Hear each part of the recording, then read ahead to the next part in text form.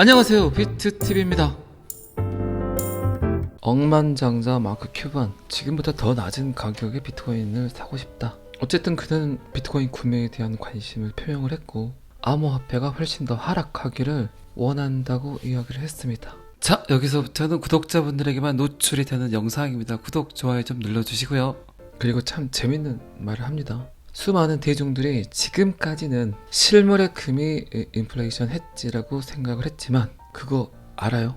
금이 있으면 바보입니다 라고 이야기를 했습니다. 그리고 다시 한번 그는 비트코인 투자가 훨씬 금보다 낫다, 좋은 투자라고 이야기를 했고 실물의 금의 대안으로 비트코인이 취급되어야 한다, 다른 자산 클래스와 마찬가지로 똑같은 방식으로 접근해야 된다고 반복해서 여러 번 이야기를 했습니다. 이 부분에 대해서는 제가 두어 번 정도 이야기를 드렸죠. 지금 20대 30대 분들, 그분들의 경제의 주체가 될 때 그때 그들이 실물의 금을 선호할까? NFT 그리고 메타버스 시대에 살아야 되는 그들이 실물의 금을 더 선호할까? 아니면 디지털 컨텐츠 안에서의 희귀성, 실용성, 가치 이런 것들에 더 집중을 할까? 지금 딱 여러분들 생각하시기에도 언뜻 생각이 나시죠? 실질적인 금보다는 디지털 안에서의 골드를 그들은 더 선호하게 될 겁니다. 자, 그러면 미래를 위해서 항상 여러분들은 투자를 하죠.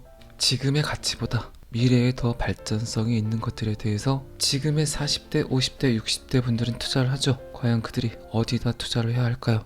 아직도 실물의 금을 사서 모아야 할까요? 아니면 디지털 안에서 골드가 될 수 있는 것들에 투자를 해야 될까요?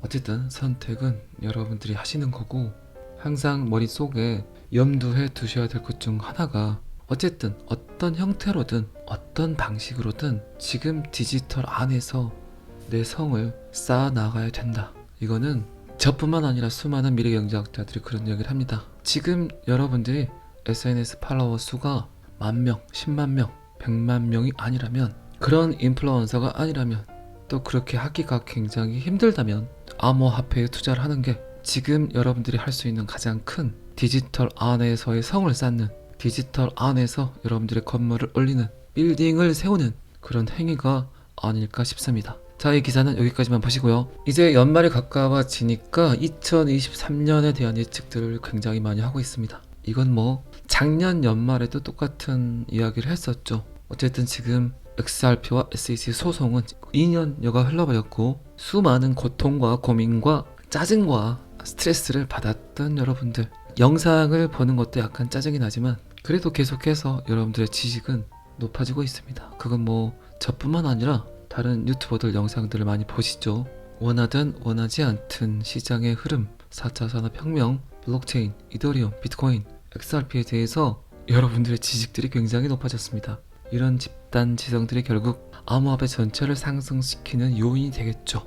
그리고 그 누구도 암호화폐 시장을 함부로 볼 수 없게 돼버렸습니다.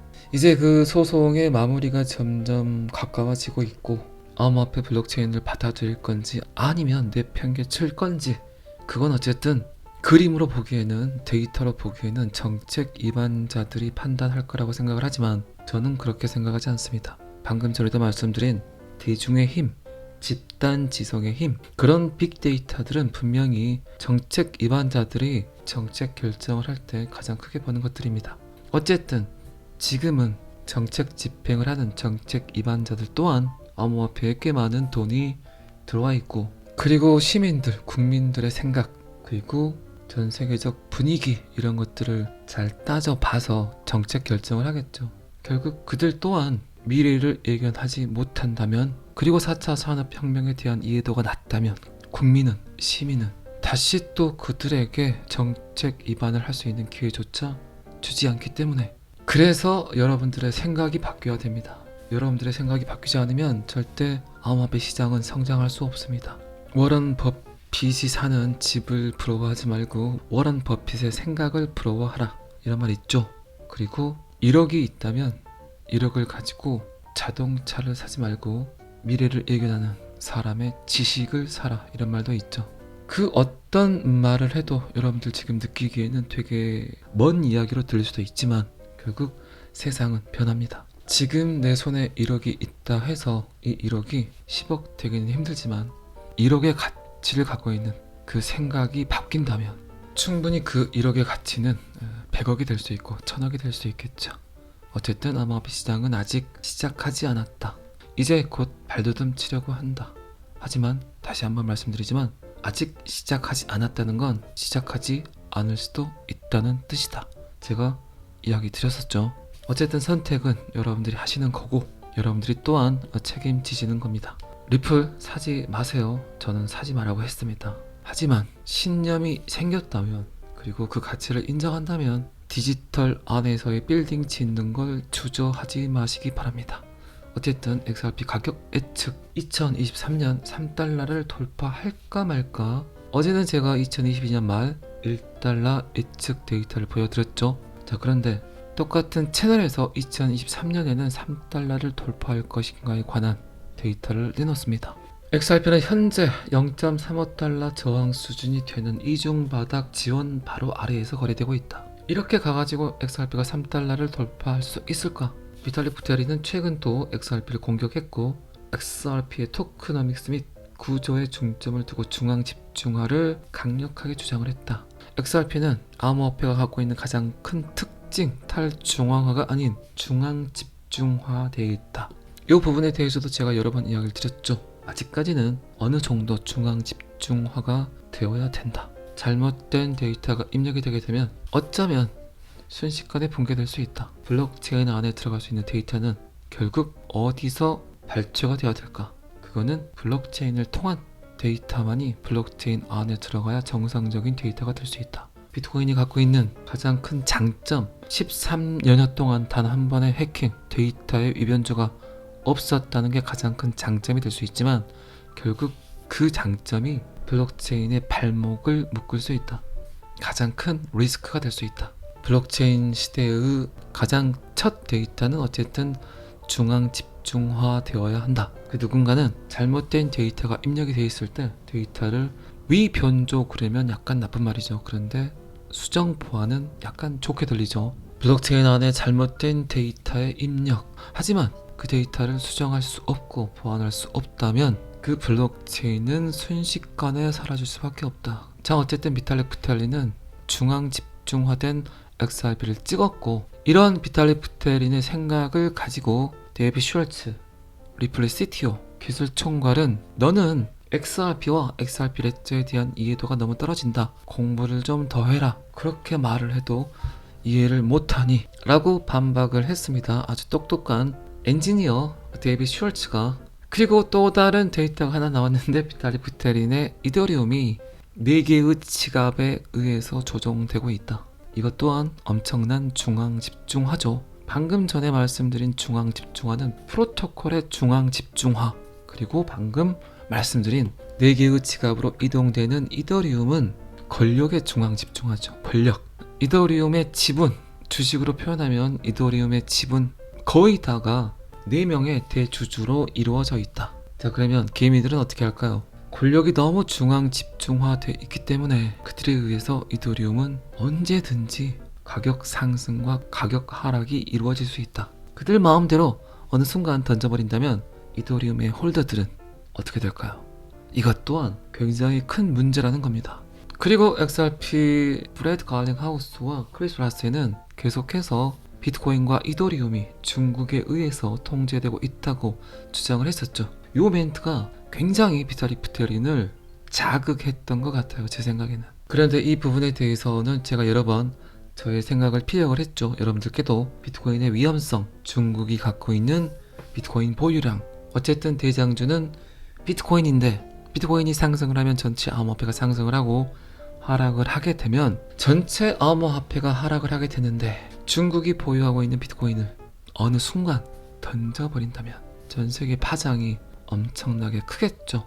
그렇기 때문에 정상적으로 블록체인 기술을 받아들이려는 움직임들이 점점 늦어지고 있다는 겁니다. 그런데 그 와중에 덜컥 스마트 컨트랙트까지 입력을 하려는 XRP를 SEC가 2020년 12월 가격을 잠금 장치해버렸죠. 자, 제 영상을 오래 들으셨던 분들은 방금까지 제가 이야기 드렸던 내용들을 거의 다 이해하셨을 겁니다. 어느 정도 중앙 집중화된 수정 보완이 가능한 XRP 리플, 그리고 탈중앙화된 코인, 그리고 중국이 갖고 있는 비트코인 개수, 비트 흡공, XRP 흡공, 그리고 SAC와 XRP 관계, 이런 모든 것들이 여러분들도 지금 추측을 하시겠지만 그들이 갖고 있는 시나리오가 아닌가라는 생각을 한다는 거죠. 그 시나리오의 끝이 과연 어떤 건지, 어쨌든 지금은 2022년 말이지만 2023년 1월 아니면 3월 정도에는 그 모든 시나리오의 끝이 노출이 되겠죠. 희극일지 비극일지는 어쨌든 시간이 해결을 해주겠지만 지금 생각하는 저의 예측은 충분히 희극일 수 있다는 거죠. 제가 어제 영상에서도 이야기 드렸지만 그 시점의 타이밍이 어쩌면 플레어 토큰 에어드랍을 해주는, 드디어 XRP 거래 후 도구뿐만 아니라 스마트 컨트랙트를 장착하는 그 시기에 맞춰서 어쩌면 SEC와 XRP 소송 마무리가 되지 않을까. 그리고 그 팩트에 입각을 해서 비트코인, 이더리움 전체 암호화폐 시장이 움직이지 않을까. 저는 그렇게 생각을 합니다. 자, 그렇게 된다면 어쨌든 지금 암호화폐 시장 전체를 이끌 수 있는 이벤트는 SEC와 XRP 소송. 2023년 초 결국 XRP가 SEC와의 소송에서 승리를 하게 된다면 그때부터는 더 이상 비트코인 흡공이 아닌 XRP 흡공을 직접 눈으로 목격할 수도 있겠죠. 자, 그렇게 된다면 결국 미국이 원하는, 그리고 영국, 유럽에서 원하는 비트코인을 벤 때리고 전체 암호화폐 시장을 이끌 수 있는 코인 하나가 출현을 하게 되겠죠. 제가 미국 정부의 정책 입안자 게리 겐슬러를 넘어서 자넷 앨런이라면 충분히 그걸 원할 겁니다. 여러분들도 곰곰이 한번 붕어빵과 따뜻한 커피를 한 잔 가지고 점심 식사를 한 후에 달달하게 벤치에 앉아서 하늘을 살짝 보면서 생각을 하시게 되면 저와 비슷한 생각을, 어쩌면 그런 예측들을 하실 수 있을 거라 생각합니다. 어쨌든 저의 생각은 그렇습니다.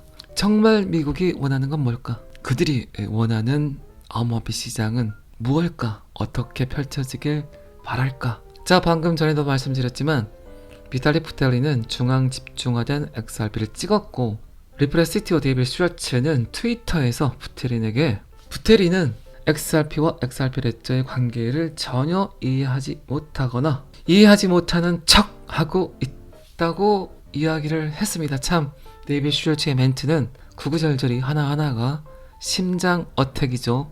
자, 이제 진짜 다시 돌아오지 않을 시간, 2022년이 마무리가 돼 가고 있습니다. 어떤 형태로든 어떤 이유로든 여러분들이 하고 계신 생각들, 여러분들이 하고 계신 일들 하나하나 조금씩 잘 마무리하시기 바랍니다. 잘 아시겠지만 저는 항상 여러분들의 성공 투자를 기원합니다.